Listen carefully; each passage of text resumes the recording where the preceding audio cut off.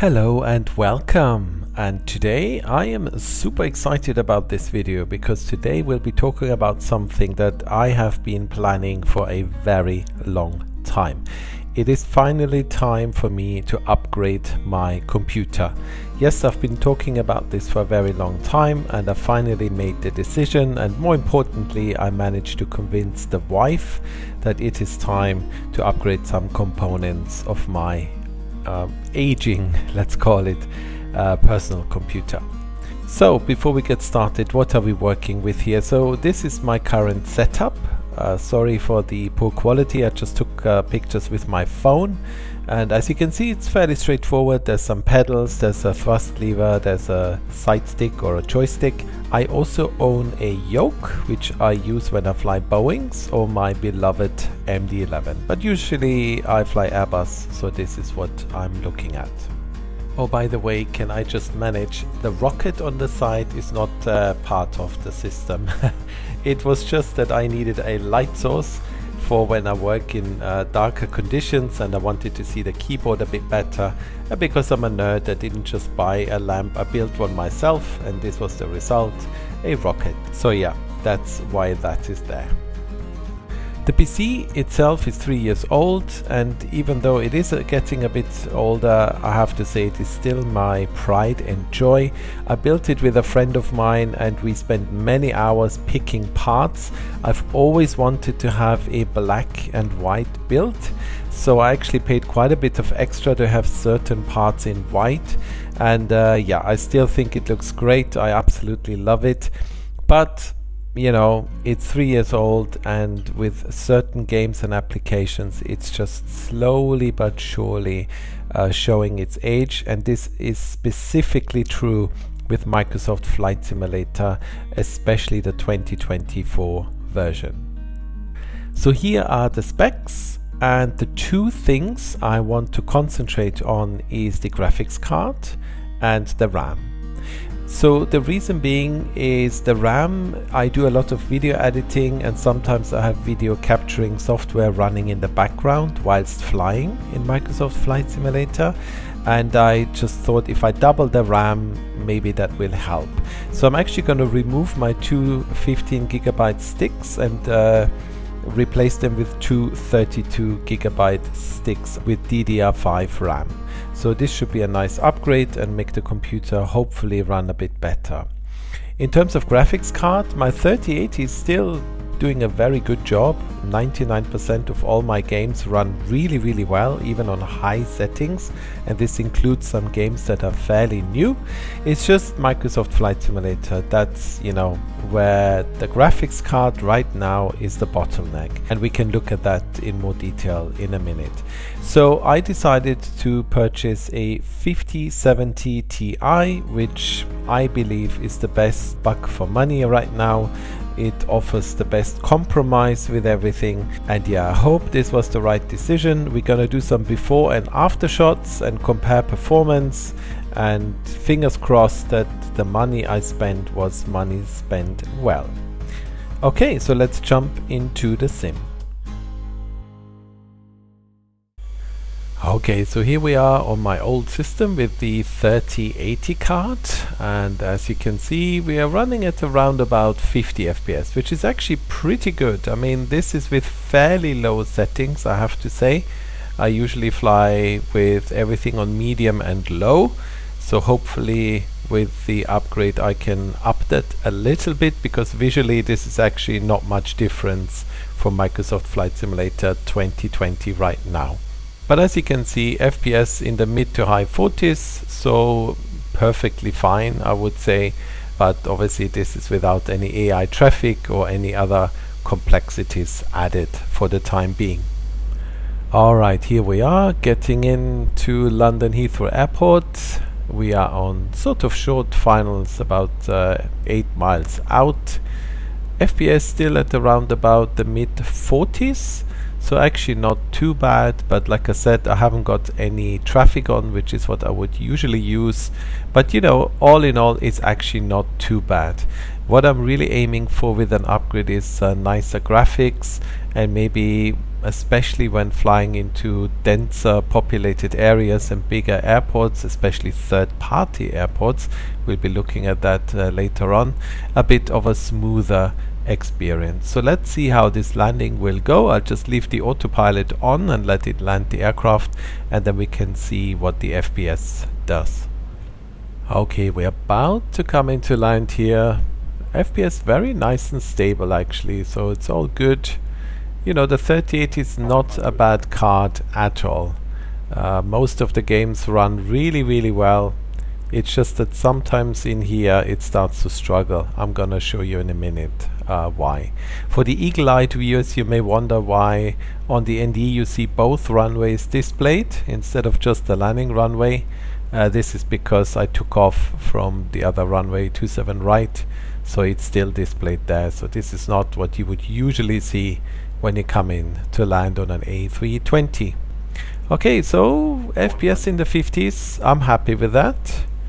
Let's see how the autopilot does the touchdown. 30, 20, 10, retard. There we are. Spoilers. Reverse green, decel.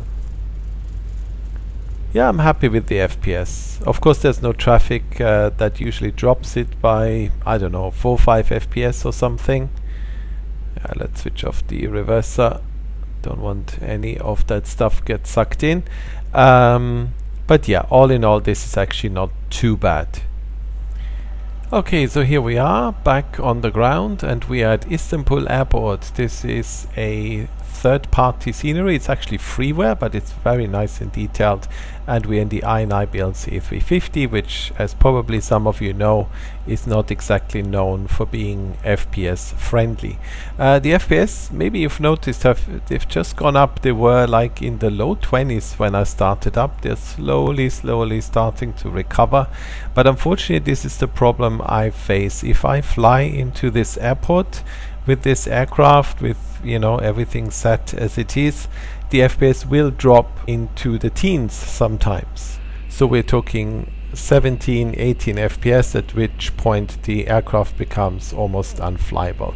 Right here now on the ground, maybe because everything is switched off on the aircraft, no engines running and stuff, it's actually not too bad. It's now recovering slowly. You can see the traffic is on. We have some clouds, but not too much, and it's okay, I would say. But I can tell you, when I come into land here or try to take off, it really tanks my FPS. I'm not sure why. There's another airport which is JFK, the Asobo version, which is also quite heavy on my FPS, especially if I fly this particular aircraft. And these are the situations that I want to rectify by upgrading the PC, and hopefully this is going to work. Well, it should make a difference, and I hope it's gonna bring not just higher FPS but also make them a bit more stable, so that when I come into land, you know, I don't experience these huge drops that all of a sudden make it really difficult to control the aircraft. So here, let's call it 30 FPS, although to be honest with you, it's not quite representative. I can tell you this is usually in the 20s, and when I come into land, in the high teens. Okay, and with all that said and done, I would suggest I'm gonna switch off the PC, take it apart, put in more RAM, and swap the graphics card. And then hopefully, if everything works okay, we'll come back, do the same again, and see if anything has changed, and if so, by how much. Okay, so here we are back in Microsoft Flight Simulator 2024. I don't know about you, but whenever I take my PC apart to change some components, I always get a bit nervous. But I can tell you, everything went absolutely fine. The new card is installed, I downloaded the latest drivers, and everything seems to be working absolutely fine. I haven't changed any of the settings, and we are back in the INI builds A350. We are back at Istanbul Airport. Everything is the same as before. You can see the FPS have increased. Actually not that much, to be honest with you. We are looking at about 40 FPS.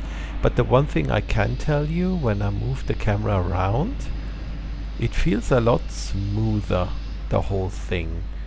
So somehow the FPS, I don't know, it's hard to explain. The numbers don't seem that impressive, but the feel of the sim is quite different. There doesn't seem to be any stutter, and the whole thing just looks a lot smoother. Let's go into the cockpit. So yeah, once again, around about 40 FPS once it settles down. But when I look around, it just feels nice and smooth. So that's already an improvement. But we've just started this. There will be more. I'm gonna do some experimenting and then we'll see what happens. Okay, so far so good. Not a huge increase, but like I said, it feels much smoother. Let's carry on and see what else we can discover. Right, here we are back at London Heathrow, just flying over, well, towards London, back in the Phoenix A320. And yeah, we have around 60 FPS. This again is with the same settings as before, so about a 10 FPS increase. Doesn't seem like a lot, but actually it just, I don't know, I've been flying around now a bit. I took off with the aircraft from Heathrow, and I don't know, it's hard to explain. It just feels different. It feels like the computer is not struggling with this. It feels like it's just chilling and doing this nice and easy, and this makes me think that maybe I should try to increase the settings, because we are on fairly low settings.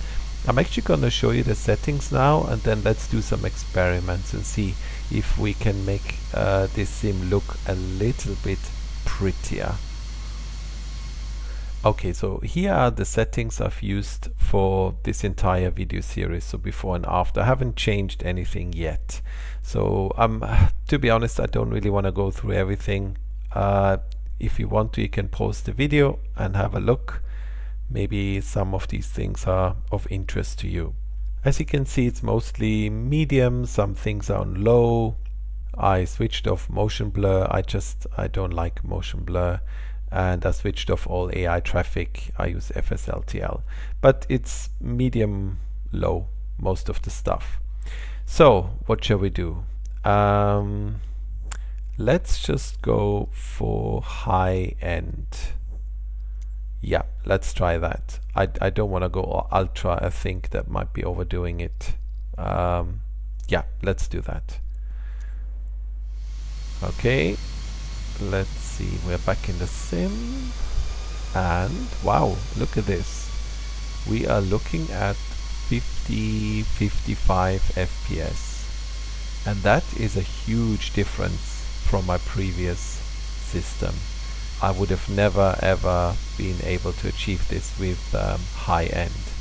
I tried ultra once in my old system and it completely crashed the whole thing. I think I got like 12 FPS and then the GPU ran out of memory. I got a warning and eventually the sim crashed. So you know what? Let's go for it. Ultra. Everything to max. Let's see what happens. Fingers crossed. Okay, look at this. 45 FPS with absolute everything maxed out. Okay, so this now is where this card comes into its own. This is where the big difference is. When we were sitting on the apron on the A350, I was a bit disappointed, to be honest, that I only gained 10 FPS.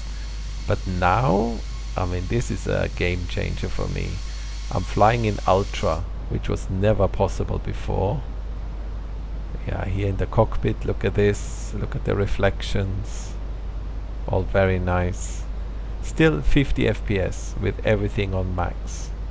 And I know I'm gonna tweak these settings a little bit, because some of the things that are, you know, like motion blur is on now and all that stuff, I don't like that. Interesting. Interesting. So let me try a few things. Okay, so I fiddled around with some of the settings, adjusted them. There's certain things I'm not, I'm not that bothered. I'm an airliner guy. I don't need grass be on ultra. And I've also switched on frame gen, which is native with this card, which I was never able to use before. And look at this. I mean, we're basically still on ultra, and we're having almost 100. Well, now we have over 100 FPS. That is insane.